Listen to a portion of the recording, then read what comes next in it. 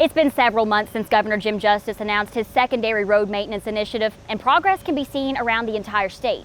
In this week's edition of WVDOT In Motion, we take a look at work that's already been accomplished and discuss what lies ahead for the DOT.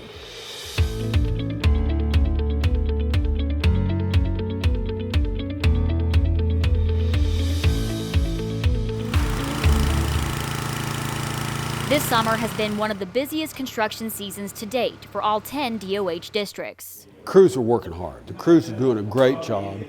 Crews are getting the roads ready to last. After the governor's push to prioritize secondary road repairs, crews immediately began work to ditch, patch, and stabilize roadways across the state.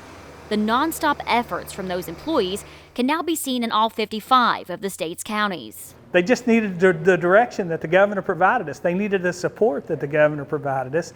And they felt that when he called them down here and he spent 15 minutes with these guys. 15 minutes. Not only has the workload increased, but crews now have access to necessary tools to get a large portion of the work done in-house. I think that's huge. I think that's huge. The people need something to work with. From the grade alls, which clear the ditches and do all the miscellaneous kind of work, to just the trucks that get the guys to the job. And progress does not stop here.